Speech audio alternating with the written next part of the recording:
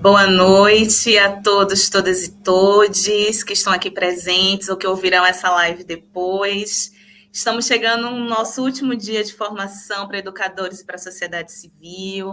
Nessa semana, né, nesses 3 dias, na verdade, que a gente conversou com alguns curadores e com alguns artistas que fazem parte dessa exposição maravilhosa que está no Solar dos Abacaxis, Vidas Transbordantes e os Desejos do Mundo. E hoje, dando continuidade, né, a gente trouxe mais 2 artistas dessa mostra, né, e que hoje a gente vai dialogar um pouquinho sobre não só as obras, né, mas a expansão dessas obras numa visão pedagógica. E, para além disso, também, né, como é que essas obras surgem dentro dos territórios desses artistas, quais são as conexões com esse tema guarda-chuva, né, que vem dar corpo a essa exposição, que são as ecologias queer, mas, para além das ecologias queer, né, todo o arcabouço que vem quando a gente fala da própria ecologia, né, esse impacto que a gente está vendo nessa modernidade, nessa contemporaneidade, né, com a questão do desmatamento, as mudanças climáticas. Então, acho que hoje a gente vai abordar muitas dessas questões, né, que são disparadores reflexivos nas 2 obras dos 2 artistas que estão aqui hoje presentes e que vão conversar um pouco conosco sobre. Só lembrando, né, que hoje é o nosso último dia, porém amanhã nós vamos ter uma visita mediada com o público específico dessa formação, junto com os nossos arte-educadores, lá no Solar dos Abacaxis, a partir das 15 horas. E as pessoas que também forem ver posteriormente, a gente vai deixar também um link aqui para a certificação dessas lives, ainda durante um tempo, provavelmente uma semana, vamos acordando, mas em uma semana também as pessoas que forem assistir essa live posteriormente também vão poder ter acesso ao certificado dessas lives. Dito isso, vou dar uma apresentação bem geral mesmo, né, sobre esses 2 artistas que estão aqui presentes. Então, a gente está diante de Manfredo de Souza Neto, que é um pintor, desenhista e escultor mineiro, radicado na cidade do Rio de Janeiro, né, conhecido por suas pinturas com técnicas mistas, uso de telas com formatos geométricos e pigmentos naturais extraídos do solo mineiro. E dentro da exposição, ele está com a obra das séries É Proibido Danificar as Montanhas e Olhe Bem as Montanhas. A gente vai conversar um pouquinho sobre elas. E também temos a Dió Potiguara. Dió, que é multiartista, de multilinguagens, com formação em design gráfico e educação ambiental. Sua pesquisa investiga cosmotecnologias afropindorâmicas, orientadas pelo desejo de uma outra iconografia e futuro na semente que implantamos hoje. E dentro da exposição, a Dió está com a série, né? Suculentas daninhas e carnívoras, com um desdobramento com uma obra chamada Abstração Suculenta para um Babado Cruzado. Dito isso, acho que a gente pode começar a pensar aqui com os artistas, né, nessa primeira reflexão. Primeiro, sobre as obras de vocês, eu quero que vocês também se apresentem um pouco mais, né? Vou passar a bola, né? Mas acho que nesse primeiro momento eu quero que vocês tragam um pouquinho do olhar das obras de vocês, a chegada dessas obras num solar, né? E como é que essa temática principal das ecologias queer, mas para além dessas ecologias queer, nesses desejos de mundo, né, todas essas questões climáticas, que também envolvem esse grande guarda-chuva, impactou nessas obras e fez com que, né, estivéssemos dentro dessa amostra. E aí eu vou passar a palavra para... Posso começar com o Manfredo, né? Passar a palavra para o Manfredo, e a gente vai conversando nesse diálogo aqui. Muito bem, então vamos lá. Os trabalhos que estão na exposição são trabalhos iniciais do meu percurso artístico, realizados ainda em Belo Horizonte, que compreende os anos 70, o início dos anos 70. São trabalhos de 1973, 74 e 1975. Na verdade, eu sou originário do norte de Minas, do Vale do Jequitinhonha, que é aquele rio que começa em Diamantina, atravessa todo o norte mineiro e vai desaguar no Oceano Atlântico, já na Bahia, em Belmonte. Inclusive, teve uma época que eu fiz todo esse percurso, não só para ver a nascente do rio que eu não conhecia, mas para ver onde ele se jogava no mar, naquelas águas que eu, criança, tomei tanto banho, pesquei tudo. E quando eu tinha 20 anos, eu comecei na verdade, a trabalhar numa cidade chamada Almenara, que é à beira do rio Jequitinhonha, onde eu comecei meus estudos. E aos 20 anos eu me mudei para Belo Horizonte. E aí eu tive, claro, o impacto de uma cidade que para mim era uma cidade grande naquele momento. Porque eu vivia numa comunidade de, sei lá, de 50 mil habitantes e de repente eu chego numa cidade que tinha quase 2 milhões de habitantes.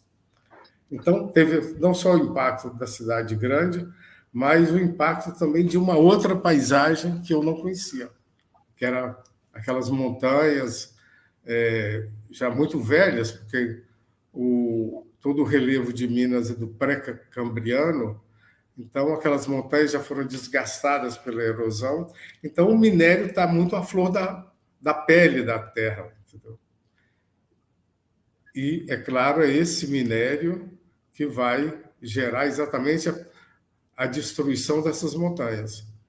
Mas eu comecei estudando na Escola Guiar durante 2 anos, depois eu fui para a Escola de Arquitetura e trabalhando, quer dizer, numa escola de arte, quem começa, porque a minha formação é muito tradicional nesse sentido, você começa fazendo desenho de paisagem, desenho de corpo humano, de modelo vivo.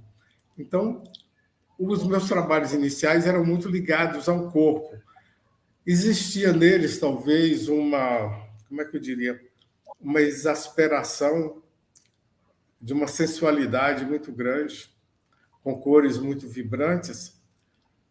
Eu acho que devido à idade ou muita testosterona no sangue, alguma coisa assim, que me levava a esse trabalho quase como uma catarse e uma autoexpressão.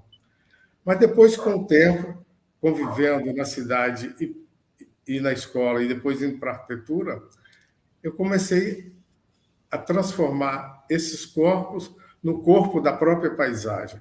Então, eu fui incluindo a paisagem e a terra no meu trabalho. Isso durou de 1971 até 72, até 1974, quando eu ganhei o primeiro prêmio de um salão, que era uma bolsa de estudo na França. Aí eu tranquei a minha matrícula na Escola de Arquitetura e fui para Paris em 1975, em julho de 1975. E, na verdade, a bolsa tinha a duração de 1 ano. Eu fui para ficar 1 ano e acabei ficando 5. Porque aí, talvez vocês que são muito jovens, mas nos anos 70 a gente vivia uma ditadura militar no Brasil. Então tinha um fechamento muito grande, a comunicação com o exterior era muito rarefeita, porque, inclusive, revistas de arte e jornais eram proibidos de serem importados. Então, essas leituras não permitiam a um artista ampliar o campo do conhecimento dele. E, ao chegar em Paris e vendo toda a cultura que você conhecia um pouco por livro e por aulas de história da arte, aquilo, para mim, foi um deslumbre. Então, eu acabei, quando a minha bolsa acabou, eu fui trabalhar no ateliê de um artista famoso venezuelano chamado Cruz Dias. Fiquei 1 ano e meio trabalhando com ele, pedi uma bolsa ao governo francês que me deram e eu me matriculei na Escola de Belas Artes. Então, por isso que eu permaneci quase 5 anos em Paris. E só voltei para o Brasil já em dezembro de 1979. Mas aí eu já voltei com uma outra visão, com uma outra percepção do mundo, mas, ao mesmo tempo, foi muito interessante porque o trabalho que eu tinha feito sobre as montanhas mineiras, em Belo Horizonte, eu expus esse trabalho em Paris, tive reportagem em 2 revistas sobre a minha obra, e, na verdade, aquele trabalho, o que me permitiu ir para Paris foi uma exposição que eu fiz em 1974, chamada Memória das Coisas que Ainda Existem. E, para fazer essa exposição, eu lancei um adesivo plástico chamado Olhe Bem as Montanhas. E eu queria, na verdade, a minha ideia era publicar esse adesivo, esse slogan, Olhe Bem as Montanhas, para chamar a atenção sobre a destruição das montanhas pelas companhias de minério, mas primeiro eu tentei publicar nos jornais, e os jornais se recusaram, porque disseram, na época, que aquilo poderia ser um código da guerrilha urbana da esquerda que se desenvolvia no Brasil. Então, um amigo me deu a ideia, faça um adesivo plástico e distribua. Esse adesivo tomou conta da cidade. Eu levei na Escola de Arquitetura e no dia que nós inauguramos a exposição, a fachada da galeria, que era o Instituto Cultural Brasil-Estados Unidos, nós cobrimos desses adesivos toda a fachada, era mais de quase 1.000 adesivos, e as pessoas, aquilo virou uma performance. As pessoas descolavam o adesivo e levavam para casa. E colavam no vidro dos carros. E aquilo tomou conta da cidade. E essa exposição, então, mereceu uma matéria na Veja, no estado de São Paulo, que eu fui entrevistado na Folha de São Paulo. E é gozado porque, quando você lê as reportagens que foram feitas na época, a palavra ecologia não aparece. O termo ecologia não existia naquele momento. Ele foi criado depois. Então, a matéria da Veja saiu como meio ambiente. Inclusive, um dos desenhos que está na mostra é o desenho que foi estampado na Veja sobre a exposição. Só que, antes de ir a Paris, eu fiz a exposição em 1974 e, em 1975, o Banco Real, que era um banco que existia na época, inaugurou uma galeria de arte no Rio de Janeiro e me convidaram para a abertura da exposição. Aí um amigo me sugeriu, por que você não fala com Carlos Drummond de Andrade? Ele se interessa por ser um poeta mineiro radicado no Rio, ele se interessa por todas essas questões do meio ambiente de Minas Gerais e de toda a cultura mineira. Mas eu, como principiante, eu falei, Carlos Drummond de Andrade nunca vai se interessar pela obra de um desconhecido, jovem e tal. De qualquer maneira, me deram o endereço do Carlos Drummond e eu levei o convite para ele. 15 dias depois da inauguração da exposição, apareceu uma crônica no Jornal do Brasil, escrita pelo Drummond, chamada Olhe Bem as Montanhas, onde ele fala da exposição, fala do problema da mineração, e onde ele cita tudo, e essa crônica está também presente aí na exposição, entendeu? E logo depois ele escreveu um grande poema chamado O Pico do Itabirito, porque o Drummond, a origem é a cidade dele, é Itabira, em Minas Gerais, onde ele diz: o pico do Itabirito será moído e exportado, mas só restará no horizonte o seu fantasma de isolado. Então, isso é uma visão que encerra esse meu trabalho como uma visão trágica da paisagem e da utilização que se faz tão imediatista do meio ambiente. E hoje, até hoje, é uma questão crucial em Minas Gerais, porque depois a gente tem as represas de minério, de dejetos de minério que destruíram as cidades em Mariana e nos arredores de Belo Horizonte. Então, essa mais ou menos, assim, historiando o trabalho que está exposto aí, que foi, não sei nem como o Bernardo Mosqueira descobriu esse trabalho, porque é um trabalho que eu nunca mostrei no Rio de Janeiro, entendeu?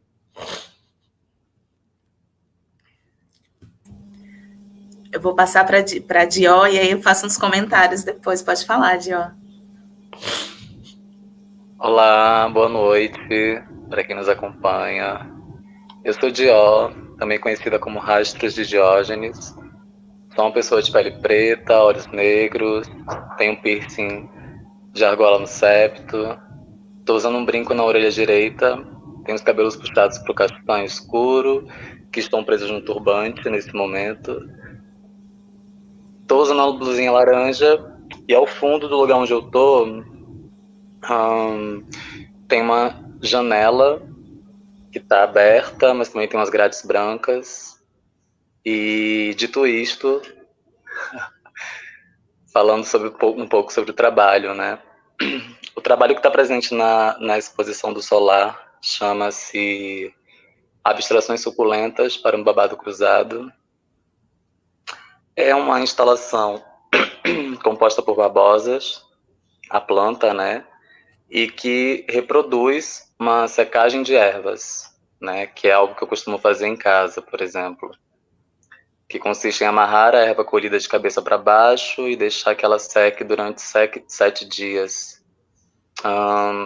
E penduradas, né? Como no gesto antigo de organizar uma certa ordem energética da relação corpo-gente, corpo-planta, conectando um pouco ao que vem investigando nos últimos 3 anos, que é uma certa interseção entre a memória humana e vegetal e as possíveis parcerias que podem se estabelecer entre vínculos, fabulações, autoficções, e o que também dizem as minhas mais velhas, as mais novas.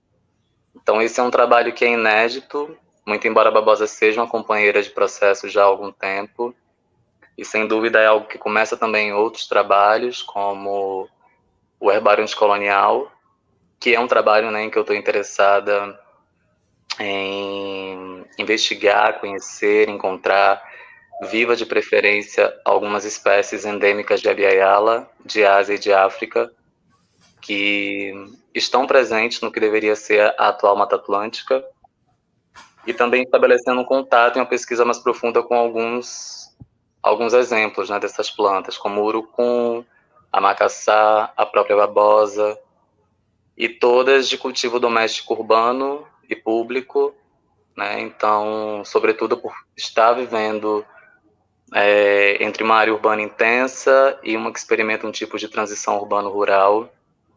Então, o que me leva, né, também a um outro movimento da minha trajetória, que é pensar pedagogias de canteiro, né, pensando nessas misturas de paisagens que são aqui dilatadas, são expandidas e de uma forma cosmoperceptiva estão em retomada.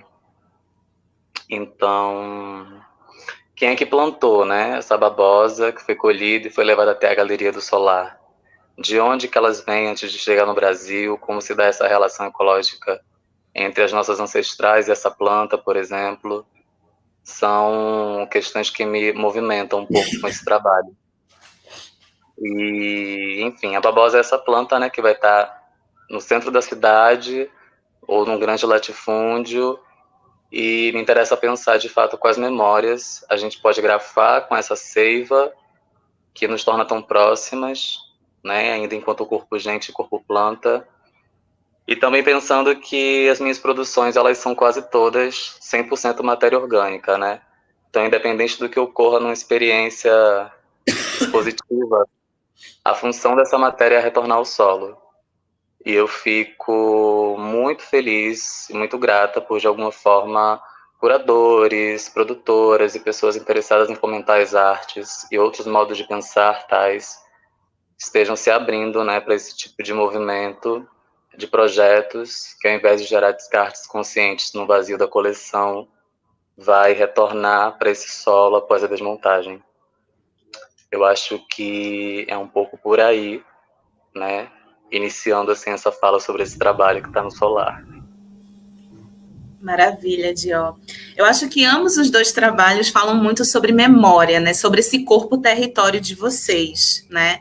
Acho que Manfredo faz esse resgate histórico, né? E é engraçado, porque em cada passo, Manfredo, que você foi falando, né, do surgimento da sua obra, né? Essas questões que o Brasil enfrentava nessa década de 70, né?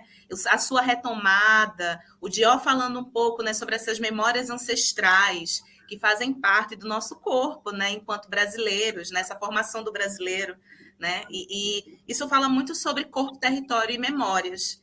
E aí, pensando isso, né, pensando nesse corpo, território e memórias, eu queria saber um pouquinho de vocês, né, o como vocês olham essas obras, né, e puxam esse resgate territorial, e puxam esse resgate com a memória, né, para que ela escolha de uma forma pedagógica para o público em si, né? Como é que vocês fazem esse resgate? Né? Manfredo, por exemplo, olha, na minha visão, né? Mas eu vou passar a palavra para ele falar um pouco melhor. Olha para esse olhar, olha para essas montanhas, né? E aí ele traz essa coisa do que estava antes e o que está hoje, né? Essa depredação toda que passa em Minas Gerais, né? A Dió falando um pouco sobre nesse resgate ancestral, essa forma também de trazer o descarte consciente, né? Essas obras que estão vivas dentro do solar. Então, eu quero entender um pouco de vocês, né? Como é que vocês entendem isso nessa dimensão pedagógica, a memória e o território? A Dion vai falar ou sou eu que falo? A gente pode começar com a Dior. Tá, ok. É porque o trabalho dela sobre a babosa tem uma coisa. A babosa tem um mito popular em torno disso, da medicina popular. Ela é usada como remédio para várias soluções. E eu acho que está presente na vida de todo mundo, apesar de ter também a babosa fazer parte de um certo ritual afrodescendente que trata a babosa como uma planta mágica também, né? Acho que isso tem toda uma dimensão que engloba a cultura popular, a medicina popular e a magia da natureza em relação às mitologias que o homem cria em torno disso tudo. Sim, sem dúvidas. Bom, eu ainda não consegui ver ao vivo, né, como a obra tá, mas estive aí no Solar, por exemplo, 2 dias antes, carregando 36 babosas, de Niterói até a galeria. No dia seguinte, outra vez, carregando mais 4 de Cascadura até lá. Então, esse caminho que eu fiz, né, conta um pouco dessa história, de onde elas vêm também, para onde elas estão indo, e os rastros e vestígios que elas vão deixando também. Essa babosa que está na instalação do Solar, ela foi cultivada, vinha sendo cultivada, né, há cerca de 3 anos. E estavam sendo criadas no quintal de 2 pessoas, né, a Janaína e a Didi, que moram no Morro do Alto da Boa Vista, Morro do Boa Vista, em Niterói. E outra parte é um cultivo também já de algum tempo, que vem do quintal de Alícia, em Duque de Caxias.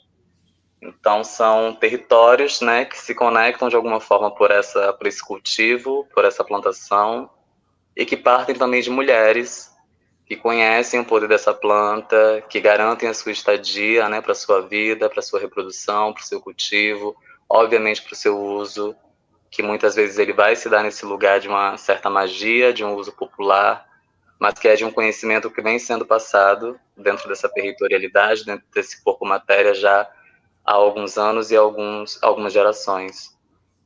Então, eu acho que a dimensão que esse trabalho ganha no aspecto territorial, no aspecto pedagógico, sobretudo, está nessa atenção para o que é esse corpo outro, para o que é esse corpo vegetal, para o que ele tem a dizer, o que ele tem a contar, né? Também antes de chegar nesse contexto da obra, eu produzi um cartaz que se chamava Procura-se Babosa Gigante para um Babado Forte. E aí é isso, né? O que é essa babosa gigante? Onde ela tá? Quem tem esse quintal onde consegue se produzir, se cultivar uma babosa enorme?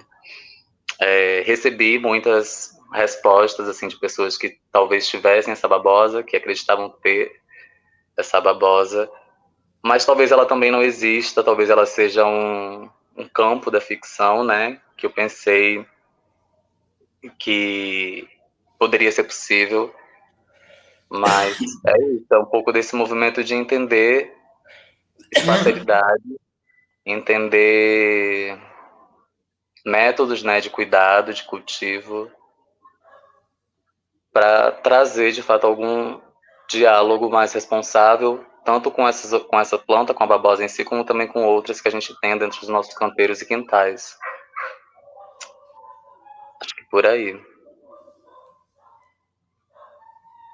Mas você já, por exemplo, passou a investigar os efeitos terapêuticos ou medicinais dessa planta, que eu acho que é um campo que vai te permitir uma pesquisa muito grande. A babosa vai te levar para todo um universo que é um vasto caminho para ser pesquisado e investigado. Né? Sim. A princípio, o que me interessa nessa participação é expor um babado, né? Certo. E o que é esse babado? É uma contação, é uma fofoca, é um nhenhenhen, é algo que se distancia da ideia da planta e chega na ideia do corpo. Onde mais se encaixa nessa ideia de um babado? Qual foi a primeira de nós, bichas, travestis, corpas trans, corpas NBs, a falar a palavra babado, a trazer a palavra babado como substituta de uma sensação, de uma relação, ou como resposta para algo que não tem resposta ou que a gente não queira dar? Tipo, é babado. Né? Finalizar uma frase com é babado, babado é forte. Então me interessa um pouco essa brincadeira com a palavra, mas no sentido da planta, sim, eu utilizo, né? Utilizo para fazer alguns cosméticos naturais, mas não é exatamente onde eu estou interessada em habitar com a babosa, sabe? É mais essa troca substancial ali da matéria. E, Dió, eu fico pensando também nessa ativação no dia 30, né? Que é o babado, né? A gente não sabe qual vai ser. Pelo menos vai rolar, pode rolar um babado, né? Vai rolar, a gente não sabe, né? A gente não sabe o que vai ser nomeado ali, o que é que a Seiva vai dizer, o que ela vai traçar. Certo. Exatamente, é quase como a leitura da borra de café, né? Total. Aquela coisa ali que tem um mistério, tem um código a ser revelado e que se dá a partir desse corte, né? Essa retirada da babosa do seu local central, que é a Terra, enfim, o que é que ela tem a dizer quando isso acontece. Pois é, e a gente também pode até pensar também nessa dimensão, né? Você traz essa questão, obviamente, voltada ao território, ecologia, o uso das babosas, mas também esse uso da linguagem. O que é que a linguagem pode trazer, né? O que ela pode expandir dentro do olhar para a tua obra, né? O babado em si, ali o traçar da seiva, a escrita da seiva. Então, acho que isso expande o olhar pedagógico da gente, inclusive dentro de uma visita mediada, por exemplo. Né? Cada um que for olhar ali, o que a seiva vai traçar, vai olhar de uma forma diferente. Exato. Esse babado, né, no caso da babosa, essa baba, que é a primeira parte dela oxidar, que é chamada também de aloína, ela gera ali, né, eu venho grafando com ela uma certa conversa, uma certa abstração, porque não se sabe ainda a quantidade de baba que vai sair, não se sabe aonde ela vai cair exatamente, se ela chega a tocar no papel, se ela se mantém no ar paralisada até que seque. Então tem um pouco dessa coisa que não é exatamente um improviso, mas é algo que não está determinado, sabe? É algo que não tem muito como definir agora. É um pouco pensar esse último recado, né, que elas têm para dar antes de retomarem o solo. Sim, sim. Vamos ver após dia 30, né? Acho que a gente vai fazendo esses olhares, né? Tem muitas obras vivas no percorrer da mostra, né? Tem a sua, tem o do Tuca. Então, a gente vai vendo esse caminhar, né? Vou passar a palavra para o Manfredo, né? Para a gente pensar também esses mesmos caminhos, né? Com relação à dimensão pedagógica. Olha, eu acho que a dimensão pedagógica do meu trabalho, principalmente, é porque esse trabalho eu deixei, ele foi evoluindo. Quer dizer, o início dele ele foi evoluindo depois, porque ele adquiriu uma dimensão maior, talvez, para minha surpresa, maior do que eu planejava. Porque hoje é um trabalho que está sendo, que tem 50 anos, né?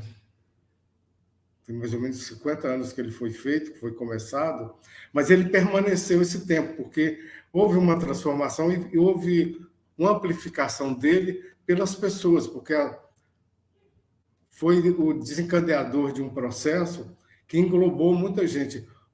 Hoje, a ideia de proteger o meio ambiente em Belo Horizonte, em Minas Gerais, e mesmo no Brasil, e é mundial, entendeu? Se tornou mundial. Então, eu já não tenho, assim, digamos, as rédeas desse trabalho, porque essa frase "olhe bem as montanhas", ela é expandida por todos os lados. Teve um filme que foi feito pelo Lucas Bambosi, chamado Lavra, que, de uma certa maneira, faz um apanhado de todas as minerações e toda a destruição dessa paisagem mineira, e onde eles retomam um trabalho que eu fiz nos anos 70. Depois tem uma artista brasileira radicada na Bretanha, ela um dia me pediu licença para usar essa frase "olhe bem as montanhas" para um vídeo que ela estava fazendo comparando Minas com o norte da França e sul da Bélgica. Então, o trabalho ele tem uma permanência no tempo, ele desencadeia outras ações, e, inclusive, a Vale, uma vez, me pediu a licença para publicar uma série desses meus trabalhos num livro pedagógico que é para crianças que vão visitar o memorial, não de Brumadinho, entendeu? Que eles vão fazer. Então, digamos assim, eu perdi a rédea do trabalho, mas, ao mesmo tempo, é super interessante porque prova que esse trabalho se tornou uma coisa viva. É um movimento que hoje faz parte. Até porque, com os desastres naturais que se tem, com todos os problemas ambientais, quer dizer, aquela frase "olhe bem as montanhas" de 50 anos atrás, é como dizia o Drummond, é um aviso, é um apelo, entendeu? E esse apelo foi ouvido, e as pessoas hoje levam isso muito a sério. Então, as escolas e as crianças, principalmente, eu acho que seria interessantíssimo ver uma exposição como essa, para ver as origens e ver, talvez até a criança que hoje vai para uma aula ou vai fazer uma horta, tudo isso desperta nelas esse sentimento, mas é um sentimento que não se tinha lá no início dos anos 70, 1970. Então, essa ideia de que a natureza é uma fonte inesgotável de riqueza que você pode tirar, ou que a natureza é um bem para ser usufruído, para ser dominado, porque a ideia da civilização do Homo sapiens sempre foi utilizar a natureza, dominar a natureza. A ciência toda foi iniciada nesse sentido, de domínio da natureza pelo conhecimento, pelo homem e pela tecnologia. Só que tecnologia temos nós hoje contra os furacões, contra as chuvas torrenciais, contra as inundações? Porque hoje as inundações acontecem na Europa, acontecem na China, acontecem no Brasil. Então, pobres e abastados estão todos no mesmo barco, que é a terra, e que precisa ser protegida. Então, uma exposição como essa, que dialoga com a natureza, que traz diferentes visões de artistas jovens, mais maduros e tudo isso, é extremamente importante nesse sentido. De mais um impulso de conscientização das pessoas. E é claro que eu acho que o que a gente pode ter numa transmissão pedagógica é exatamente isso: levar essa mensagem para as pessoas, conscientizar quem não está consciente e reiterar a mensagem para todo mundo. Sim, Manfredo. E eu acho muito, muito legal essa expografia, né, que caminha um pouco de um olhar muito cuidadoso com o trabalho de cada um dos artistas. O seu trabalho, né, está de frente do trabalho da Luana Vitra, né, que também vem de Minas Gerais, né, e aí ela olha um outro processo voltado a essas questões voltadas à mineração, né, nessa expropriação da terra, né, esse olhar para o minério. Então, e ao mesmo tempo está bem que numa tríade, né? Na frente está o trabalho da Dior. Exatamente. Então, nós estamos ali eu e a Luana de um lado e o Dió no meio, fazendo quase como uma espécie de ligação e de triângulo. Você tem as duas terras e a planta, que na verdade é um produto da terra, fazendo um comitê de recepção na exposição. Pois é. É bem isso, né? Então, é um olhar muito, muito cuidadoso da expografia em perceber essas nuances, né? Eu acho que não só essa perspectiva voltada, né, ao território, né, da onde o Manfredo vem, da onde a Luana vem, mas o porquê do minério, né? O porquê olhar para esses anos 70, né? E hoje, como é que se encontra Minas Gerais, né? Quais são os caminhos, né? Eu acho que a Luana, eu lembro que conversando com ela no dia da exposição, ela traz, né, na sua obra, na exposição, um cartaz que está em preto e branco. E quando o Educativo teve contato com esse cartaz, eu pensava que era um cartaz antigo, né, na década de 80, 70. Ela falou, não, é um cartaz contemporâneo, dos anos 2000, onde diz nesse cartaz que está sendo loteado, né, terras específicas que são terras indígenas em Minas Gerais. E aí, isso me assustou bastante, né? E a gente faz essa brincadeira também, né? O que realmente é esse tradicional e esse moderno, né? De que maneira isso também está caminhando tão junto e a gente às vezes nem percebe, né? E o como também essa modernidade, de certa maneira, expropria de certa forma esses territórios e acaba, né, trazendo o que a gente está enfrentando hoje. Eu acho que eu queria olhar nessa pergunta, nesse outro disparador reflexivo que a gente vai pensar, a questão das mudanças climáticas, né? A questão desse olhar para essa ecologia, né? Eu acho que a fala do Manfredo inicial, né? Na época a gente não tinha o termo ecologia, tinha meio ambiente. Eu acho que ao decorrer do tempo a gente foi mudando os termos, talvez para falar sobre a mesma coisa, né? Para falar dessa natureza, desse território ali, cada um, né? Cada cultura dentro de uma perspectiva outra, né, de cultivo, de formar esse território, de preservar esses territórios. Mas eu acho que a gente está falando talvez de uma mesma coisa, né, dessa preservação que a gente precisa essa natureza, né? E eu queria muito que a gente falasse, que vocês falassem um pouco, olhando para as obras de vocês, né? Quais são essas dimensões voltadas a essa preservação da natureza?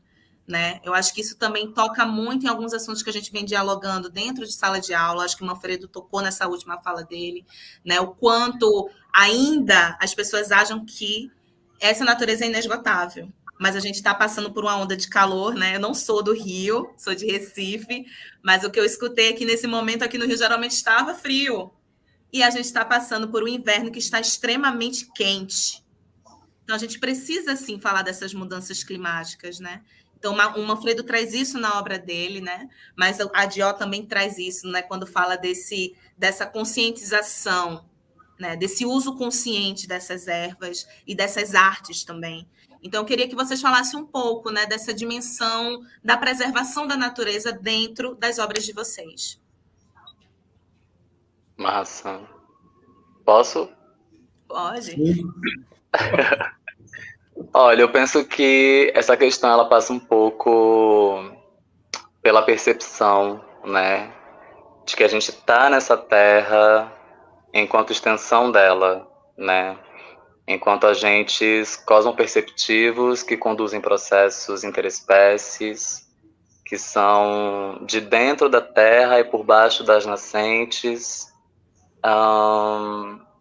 mas é também uma questão que passa por entender que tipos de ecologias são essas que a gente tem falado, né? De onde elas vêm, para onde elas vão, aqui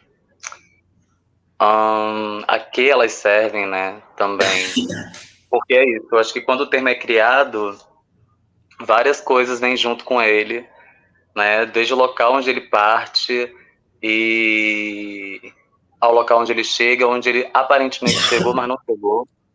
Né? Porque é muito louco a gente falar de ecologia dentro desse contexto e dentro das favelas essa palavra ela soa completamente aleatória, né? Então, quais são os tipos de ecologia, né, que a gente está falando que estão ao nosso entorno? Olhando para o meu trabalho especificamente, eu penso que acho que tem uma função, né, pedagógica nela, talvez, que seja referente aos canteiros, né, que é algo que está palpável, assim, é algo que é possível de você interpretar uma ideia de ecologia sem precisar ir muito longe, entendendo, né, esse micrometabolismo que é vivenciado tanto na cidade como na área, né, na área urbana, como também na área rural. Esses canteiros, eles sempre vão estar sendo cultivados, penso eu, porque a gente aprendeu a desenrolar e a desenvolver esse tipo de relação em parceria com plantas, com seres não humanos, né, que estão nos acompanhando e que de alguma forma também potencializam a nossa vida nesse movimento terreno.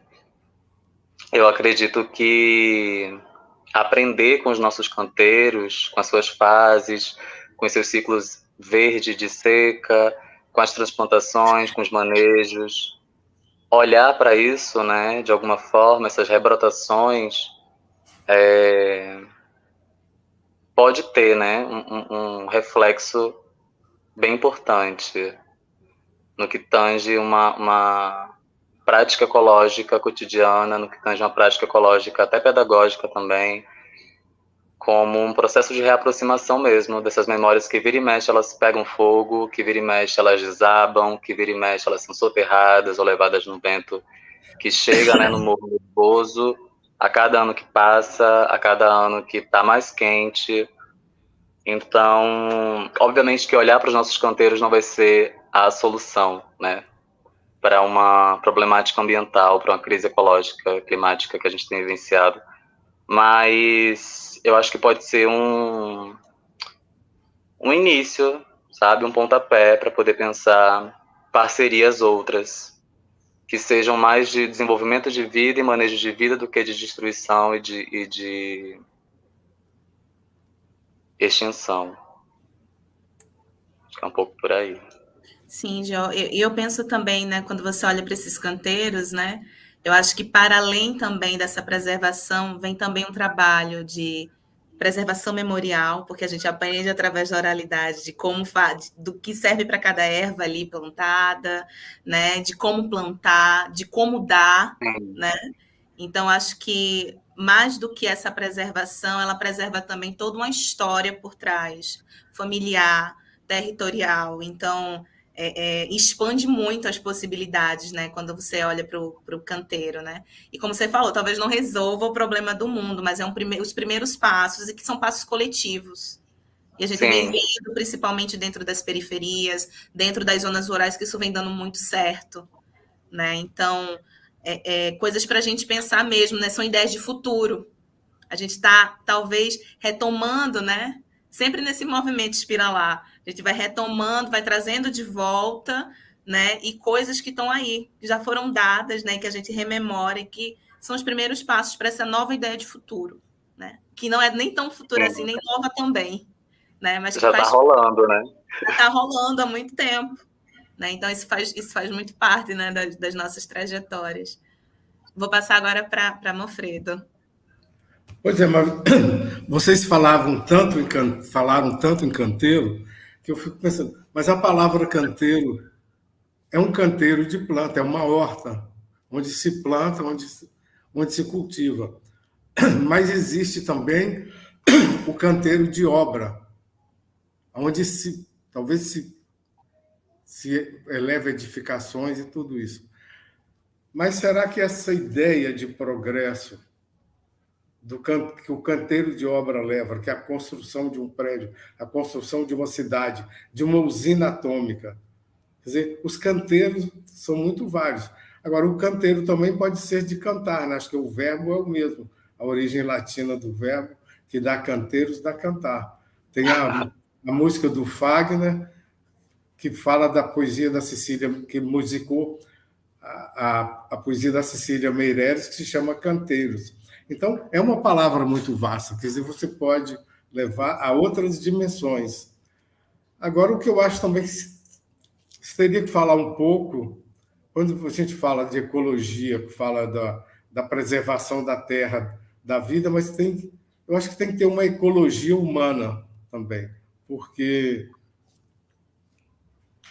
aí nós vamos entrar no outro campo, que é o campo do capitalismo, onde o capitalismo visa o lucro a qualquer preço. Então, o que acontece, que está acontecendo em Minas Gerais, é que 50 anos as coisas só pioraram. A devastação que existia nos anos 1970, hoje é muito maior. Então, por exemplo, se você viaja ali no entorno de Belo Horizonte a Congonhas, por exemplo, é uma paisagem lunar, foi tudo devastado. Mas nisso aí vão embora as nascentes, a poluição que a poeira do minério leva, entendeu? O transporte e o desmatamento, quer dizer, e o empobrecimento das pessoas, porque os canteiros não existem mais, ninguém planta mais nada porque está tudo sendo tomado pela mineração e pela poluição. Inclusive, os riachos que levavam até os canteiros, que desaguavam nos canteiros, estão secando. Então, é uma visão um pouco catastrófica quando a gente vê isso tudo, entendeu? E está sendo levada e é o mundo inteiro que é assim. Apesar de grandes iniciativas, às vezes de uma pessoa só. Por exemplo, tem um cara em São Paulo que, em 70 anos, ele plantou quase que 500 mil árvores nas marginais. É um cara que, todo final de semana, ele saía plantava 5, 10 árvores nas marginais, e tem alguns locais que ele criou matas. Ele conseguiu englobar a população em torno para criar novos canteiros, novas plantações e quase que criar mini florestas, entendeu? Mas eu, sinceramente, eu tenho uma visão um pouco pessimista do mundo. Eu acho que nos anos 1960, quando eu era estudante, eu tinha uma visão otimista de que a ciência iria curar todas as doenças, que a ciência iria produzir uma tecnologia melhor para melhorar a vida das pessoas, e que a agricultura, que era vendida naquela época, a industrialização da agricultura, seria o fim da fome mundial. E você vê hoje, 50, 60 anos depois, nenhuma dessas profecias se realizaram. Elas simplesmente, o que você tem é uma visão. Nunca teve tanta gente passando fome no mundo, nunca a destruição do meio ambiente foi tão acentuada, e hoje as grandes corporações, elas simplesmente dominam o mundo. Porque, na verdade, é uma ilusão de achar que os governos locais ou o governo de cada país consegue mandar no mundo. Quem manda é o capital financeiro e as grandes empresas. E agora as grandes empresas de tecnologia, que nós estamos aqui utilizando. O que é que nós estamos fazendo? Nós estamos através de uma tecnologia que nos conecta a todos, entendeu? Nos permite, inclusive, falar mal dela.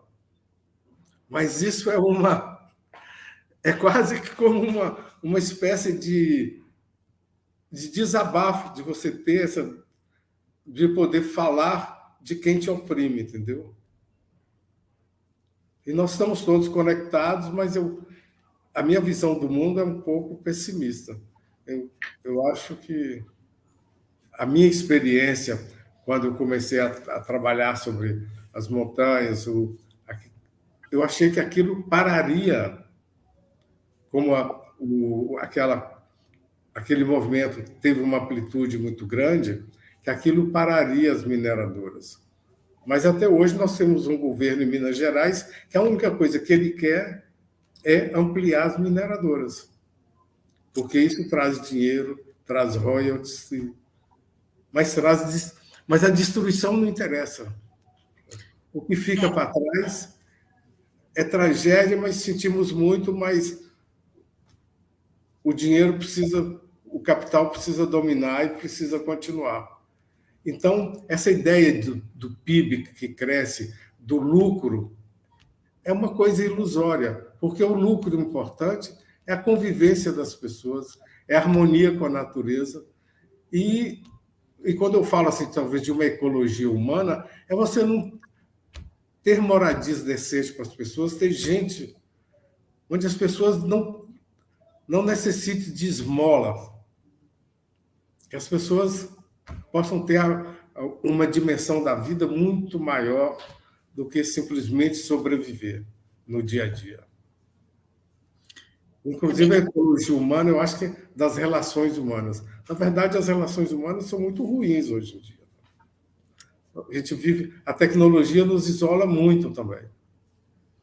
É bem complexo esses assuntos, né, Manfredo? Mas eu fico pensando na dimensão da arte nisso tudo, né? Ah, sim, claro. E aí eu acho que as obras de vocês acabam. É isso, né? A gente vive num momento muito pessimista, realmente, né? Mas eu acho que a arte consegue expandir, né? Consegue os jovens olharem suas obras, por exemplo, né? E fazerem uma reflexão a partir disso, né? Olhem bem as montanhas, né? Eles olharem, inclusive, o próprio território do Rio de Janeiro, né? Como essa frase ela se expande para além de Belo Horizonte, inclusive. Foi bem engraçado, né? Acho que a gente vai ter ainda essas experiências com algumas visitas mediadas, mas a gente perguntava, vocês já olharam as montanhas ao entorno, por exemplo, da onde você mora? Então, essa pergunta que você traz nas suas obras, eu acho que ela é muito transgressora nesse sentido, né?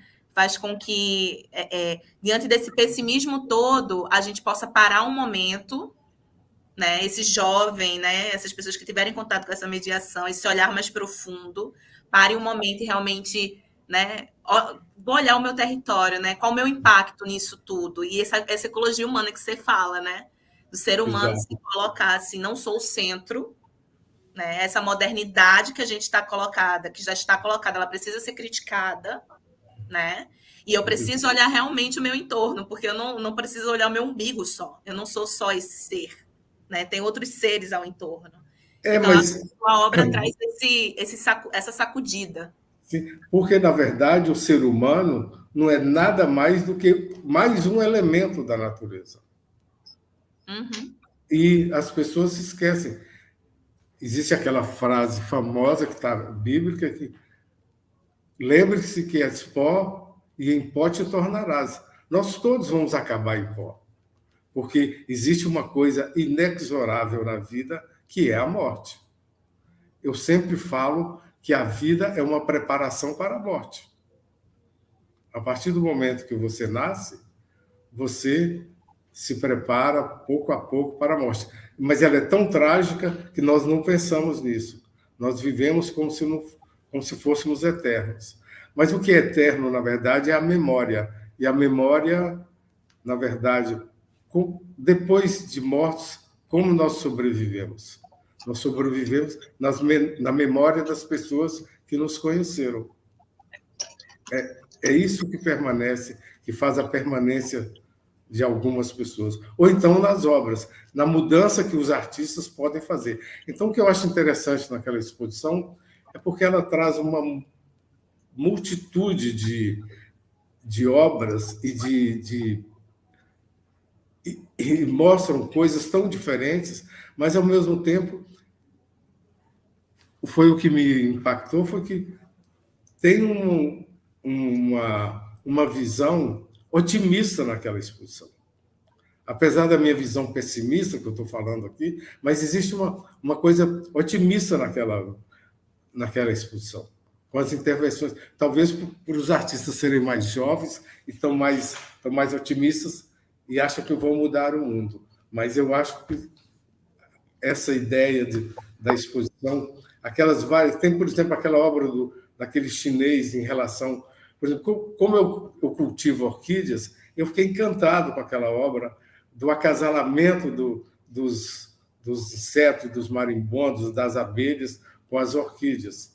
E eu vejo, por exemplo, no meu terraço, que às vezes, quando tem uma orquídea florida diferente, é impressionante de ver os bichos que aparecem, as moscas azuis, que é uma abelha que eu não sabia que existia. Ou então, eu tenho uma orquídea que floriu depois de 30 anos de cuidado. Gente. Assim, então, e apareceu uma abelha completamente diferente, um marimbondo completamente diferente para polinizar aquela orquídea. Então, aí você vê o que é a beleza da natureza. Porque, na verdade, quando as pessoas falam muito na ideia de Deus, eu acho que nada é mais pujante na presença de Deus do que a própria natureza. E nos mínimos detalhes. Se você vê uma pequena formiga, ela parece ter um chip na cabeça. Ela nasce e ela sabe exatamente qual é a função dela e trabalha como se ela tivesse uma grande. Isso faz parte da inteligência da natureza. E a gente tem que pensar que nós somos parte dessa natureza. Nós não somos os donos, nós não somos. Apesar, é claro, você tem que ver que a trajetória do Homo sapiens na Terra constituiu um feito muito grande. Tudo que foi feito, que foi criado. Eu me lembro quando eu morava em Paris, só existia um meio de comunicação: escrever cartas para o Brasil. Hoje, pela tecnologia, você fala com as pessoas, você vê as pessoas. É uma coisa fascinante. Isso foi criado por quê? Pelo cérebro humano. É maravilhoso, mas também cria desastre como a guerra na Ucrânia, quer dizer, essas coisas todas. E esquece de que nós só temos esse planeta e ele precisa ser salvo. Com pequenas ações, com tudo. Acho que é como o trabalho da formiga, são pequenas ações que vão se tornar grandes eventos e grandes mudanças. Pois é. E é Então, a isso. esperança é em mudar. E eu espero que essa exposição mude alguma coisa, pelo menos para as pessoas que vão visitá-la. Com certeza, acho que já está trazendo esse impacto, né? Eu acho que o próprio nome da exposição, né? Quais são essas Exatamente. vidas que transbordam a partir, né, dessa fruição artística, mas também a partir dessa vida pulsante da própria natureza que impacta esses artistas, Claro. que estão ali em constante conexão, e esses desejos do mundo, né? Que se forma ali, que estão presentes a todo momento, né? A natureza tem o próprio desejo dela. Né? E ela vai ditando, ela vai falando, né? Então, acho que cada obra vai trazer um pouco desses desejos e a gente vai dialogando, né? A gente está se aproximando já no finalzinho da nossa live. E eu queria fazer nesse fechamento, né? Eu queria que vocês falassem um pouquinho mais sobre... convidassem as pessoas para verem as suas obras dentro da exposição, mas eu queria deixar aqui um desafio. Se vocês pudessem pensar em uma palavra para definir as obras de vocês dentro dessa exposição, qual seria essa palavra?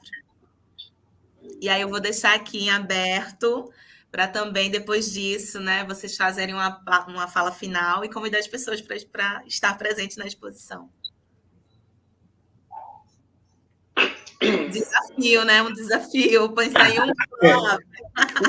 Uma palavra é muito importante porque ela tem que definir alguma coisa.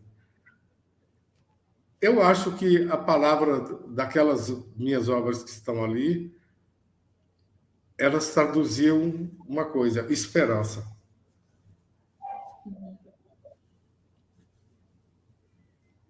Eu acho que a palavra para mim talvez seja reencantamento. Eu penso que, né, nessa perspectiva de que a gente vivencia várias ecologias, várias movimentações nesse sentido, vários processos destrutivos e vários processos de cultivo. Eu acho que reencantar é um movimento que pode ser interessante para definir essa obra, tanto no sentido de reencantar canteiros de plantas, como também de reencantar canteiros de obras, reencantar o concreto, reencantar essa ideia de não vamos parar de cultivar porque está tudo sendo concretado. Não, a gente tem aí um formigueiro inteiro para poder quebrar todo esse concreto. A gente tem ainda litros e litros de água para infiltrar esse concreto, e a gente tem ainda a cidade enquanto um grande banco de sementes que pode ser reobservado, que pode ser experimentado, vivenciado e replantado. Então eu acho que por mais, né, por mais que a gente tenha visões pessimistas, movimentos que digam o contrário, a loucura juvenil de que vamos mudar o mundo ou não, eu acho que isso parte muito de como a gente olha para as coisas, como a gente olha para o mundo, e eu espero que essa exposição traga esse lugar de reencantamento para quem visite, para quem assista, para quem toque, sinta, cheire, enfim, se movimente, né, nesse lugar dos desejos do mundo. E vão lá, gente, dia 30, por favor, que vão ter vários babados. Inclusive, o babado forte da instalação vai ser ativado nesse dia. E vai ser ótimo encontrar todo mundo. Ainda não fui, tô ansiosa para chegar, ver a exposição, ver tudo. E é isso. Ai, perfeito. E, ó, Manfredo, deixe sua palavra final e convida o povo. Olha, eu espero que as pessoas tomem um pouco do tempo delas e vão ver a exposição, porque a exposição é interessantíssima. Ela traz uma visão tão, assim, como é que dizer, holística daqueles vários trabalhos que encantam as pessoas. Mas as pessoas não podem ver essa exposição como uma exposição de arte. Ela é muito maior do que uma exposição de arte. Ela é uma exposição sobre a vida, sobre o encantamento.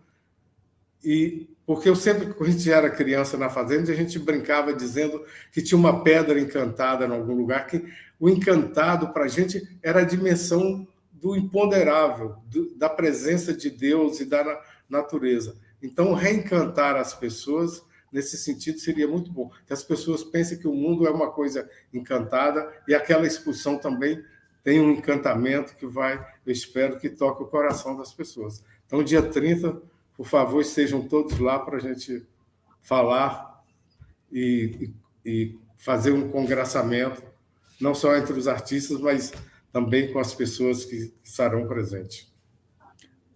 Minha gente, eu agradeço demais a Dior, a Manfredo, né, por esse momento, por essa disponibilidade. Acho que a gente conversou, foi muito profunda as nossas reflexões. Acho que os educadores que passarem por essa live vão poder tirar várias percepções mesmo, né, para a gente pensar não só as obras, mas para além disso, né, esse chão da escola também, essa expansão para os seus próprios territórios.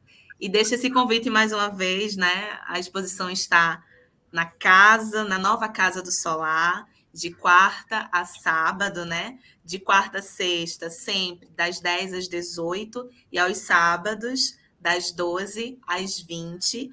E dia 30 nós vamos ter, né, as instalações, algumas performances, né, que serão ativadas nesse dia 30. Vamos ter giras também de experimentações artísticas, que é uma proposta do Educativo.